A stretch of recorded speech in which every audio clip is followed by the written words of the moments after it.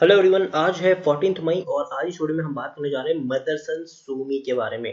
देखिए, मदरसन सूमी के शेयर में आज एक बहुत बड़ी गिरावट हमें देखने को मिली है। 80 रुपए के आसपास ये शेयर अभी ट्रेड करा है। आज 5% की भयंकर गिरावट हमें देखने को मिली है।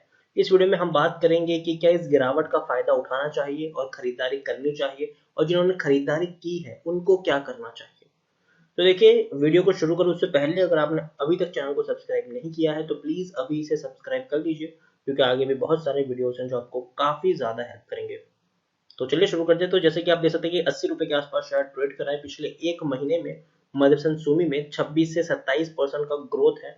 आप देखिए, 63 रुपीज तक का लो था, 63 रुपीज तक बढ़िया रैली आई, 86 रुपीज तक शेयर गया, फिर गिरावट आई, 72 पर आया ये, फिर बड़ी रैली आई, 87, अगेन 87 पर गया, फिर गिरावट आई, 74 पर पहुंचा।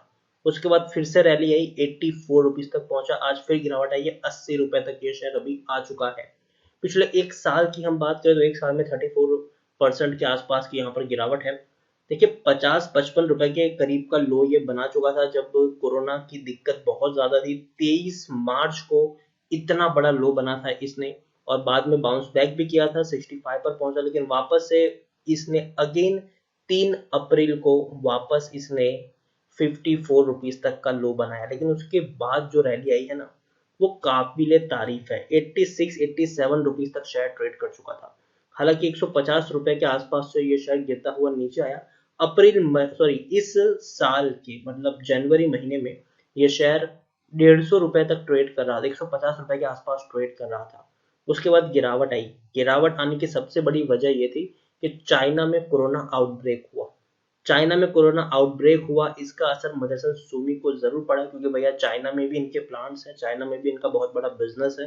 तो वहां से इसके शेयर्स पर काफी बड़ा इफेक्ट पड़ा। उसके बाद अमेरिका और यूरोपियन कंट्रीज की हालत खराब हो गई, और ज्यादा इसमें गिरावट आई। और जब इंडिया में लॉकडाउन अनाउंस हुआ तो ये शेयर टूट के बिखर गया, 50 रुपए के आसपास ट्रेड करने लगा। उसके बाद धीरे धीरे बाउंस बैक जरूर कर रहा है ये शेयर, और अभी भी बहुत बड़ा दमखम है। और मुझे लगता है कि शायद ये जो गिरावट आ रही है उसमें खरीदारी करने का ऑप्शन है यहाँ पर, लेकिन किस तरीके से खरीदारी करें उससे किस तरीके से खरीदारी करें वो भी जानना जरूरी है। लेकिन उसके बारे में बात करें उससे पहले हम यहाँ पर देखें पिछले 3 साल का डेटा। तो पिछले 3 साल में 56% की गिरावट है। 260 रुपए से ये शेयर टूटता हुआ नीचे आया है। बीच बीच बाउंस बैक भी जरूर किया, लेकिन वापस से ये शेयर टूट गया। रीजन ये था कि अगर हम बात करें तो 2018 और 2019 का जो साल था वो ऑटोमोबाइल कंपनी के लिए बहुत ही बुरा रहा था। कहा जाता था कि वो साल ऑटोमोबाइल में काफी बड़ी मंदी चल रही थी, लोग खरीदारी ही नहीं करते, गाड़ियां बिक ही नहीं रही थी। इवन आपको पता हो तो बहुत सारी जो ऑटोमोबाइल कंपनी है, दिग्गज कंपनियां हैं, उनके प्लांट्स एक एक हफ्ते, दो दो तीन तीन हफ्ते तक बंद रखने पड़ रहे थे, क्योंकि भैया गाड़ियां बन के रेडी थी लेकिन खरीदार कोई नहीं था। उससे ये लोग ज्यादा गाड़ी का प्रोडक्शन भी नहीं कर रहे थे, तो इसीलिए प्लांट को कुछ दिनों के लिए बंद भी किया गया थे। लेकिन अभी हालत ये है कि अभी प्लांट्स को बंद करना ही पड़ रहा है, क्योंकि कोरोना के चलते सारी की सारी सिचुएशन अब बदल चुकी है। अब देखिए, लार्ज कैप स्टॉक है, 26,180 करोड़ के आसपास का इसका मार्केट कैप है। एनएससी में अगर हम देखने जाए तो 1 करोड़ 40 लाख से भी ज्यादा का इसका हमें वॉल्यूम ट्रेड देखने को मिल रहा है। शेयर होल्डिंग की अगर हम बात करें तो आप देख सकते हैं कि जो प्रमोटर की होल्डिंग है वो ऑलमोस्ट यहाँ पर कांस्टेंट दिखाई दे रही है। 33.96% की होल्डिंग कांस्टेंट है प्रमोटर की। प्रमोटर ने ना अपनी ज्यादा खरीदारी की है और ना ही बिकवाली की है, जितने थे उसी पर है वो लोग। लेकिन हाँ, प्रमोटर के द्वारा तकरीबन 13% की होल्डिंग गिरवी भी है। यहाँ पर आप देखिए, एफआईएल्स ने थोड़ी सी होल्डिंग गिराई है। 16.38% की जो होल्डिंग थी अब वो 15.50% की है। लेकिन म्यूचुअल फंड ने एक बड़ी होल्डिंग इंक्रीज की है। जो 10.02% की होल्डिंग थी अब वो 11.21% की होल्डिंग है। और इंश्योरेंस कंपनी ने एक बड़ी होल्डिंग गिराई है, 1.70% की होल्डिंग 1.38% तक पहुंच चुकी है। तो आप देख सकते हैं कि प्रमोटर की होल्डिंग कांस्टेंट है। एफआईएल्स और इंश्योरेंस कंपनी ने होल्डिंग गिराई है, लेकिन वो सारी होल्डिंग म्यूचुअल फंड वालों ने खरीद ली है, ऐसा हम यहाँ पर कह सकते हैं। 25 म्यूचुअल फंड स्कीम ने अपना पैसा लगाया है, 461 एफआईएल्स यहाँ पर निवेशित है। प्रमोटर विथ हाईएस्ट होल्डिंग की बात करें तो संवर्धना मदरसन इंटरनेशनल लिमिटेड, जिनके पास 33.43% की होल्डिंग है। Highest public share holder ICICI prudential multi cap fund है, जिनके पास 5.25% की होल्डिंग है। इंडिविजुअल इन्वेस्टर होल्डिंग 7.27% के आसपास देखने को मिली है। और आप देखिए डिविडेंड कितना बढ़िया पे कर रहा है, 150% का डिविडेंड पे करा है, और वो भी इसी साल किया है। 1 रुपये 50 पैसे का डिविडेंड इसी साल मार्च महीनों में इन्होंने पे किया है। बहुत ही बढ़िया डिविडेंड है ये। आप खुद देखिए कि मार्च महीने में जब इसने डिविडेंड पे किया था तब खुद कंपनी की हालत कुछ खास नहीं थी, 50-60 रुपए के आसपास ये शेयर ट्रेड कर रहा था। तो काफी बड़ा डिविडेंड इन्होंने जरूर पे किया था उस वक्त। तो मैं आपको यहाँ पर लेके आया हूँ मदरसन सुमी की ये वेबसाइट्स है। ऑटो पार्ट्स एंड इक्विपमेंट बनाने वाली एक बहुत बड़ी कंपनी है ये, जिनका बिजनेस पूरे 40 से भी ज्यादा देशों में फैला हुआ है।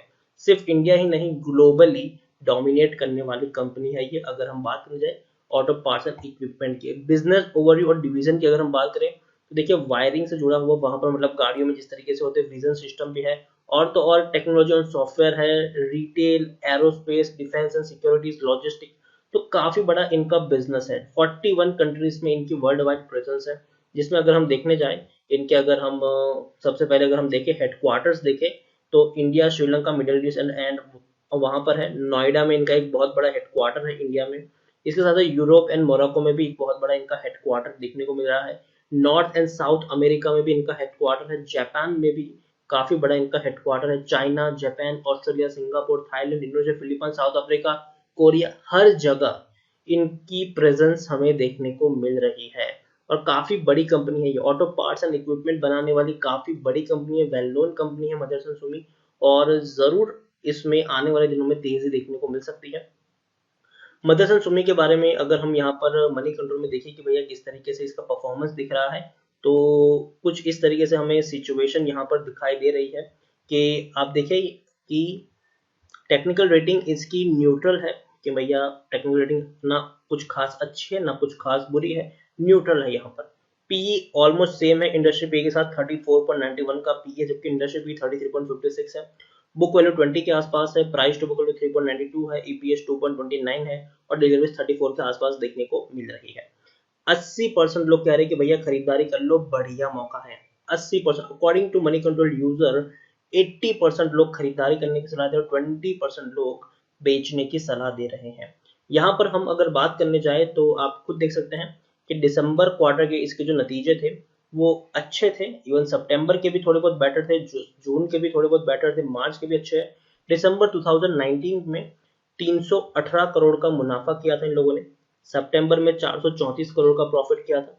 जून में 340 करोड़ का प्रॉफिट था। मार्च में 408 करोड़ का प्रॉफिट था। और पिछले साल दिसंबर 2018 में 525 करोड़ का प्रॉफिट था। तो आप देखिए कंपनी भले ही कितनी भी टेंस सिचुएशन से गुजर रही थी, लेकिन उसके बावजूद कंपनी का जो मुनाफा है वो काफी बढ़िया था। 300 करोड़ से लेकर 500 करोड़ तक का इनका मुनाफा था हर क्वार्टर में। तो आप समझ सकते हैं कि कंपनी की जो प्रेजेंस है वो काफी बढ़िया है, और कंपनी का मुनाफा भी काफी बढ़िया देखने को मिल रहा है। लेकिन हो सकता है कि जब मार्च महीने के नतीजे आए तो उतने अच्छे ना आए, लेकिन उससे कई ज्यादा बुरे इनके जो नतीजे हैं वो हमें जून महीने में देखने को मिल सकते हैं। क्योंकि जून महीने में अगर हम बात करें तो अप्रैल महीना पूरा लॉकडाउन था, कुछ भी बिका नहीं है, कुछ भी हुआ नहीं है। मई महीना आधा निकल चुका है और हम सब जानते हैं कि सिचुएशन उतनी खास नहीं रही थी। लॉकडाउन था, जस्ट अभी अभी कंपनियों को परमिशन मिली है कामकाज शुरू करने की, लेकिन फिर भी बिक्रियां हो रही है कि नहीं, वो एक बहुत बड़ा क्वेश्चन यहाँ पर जरूर है।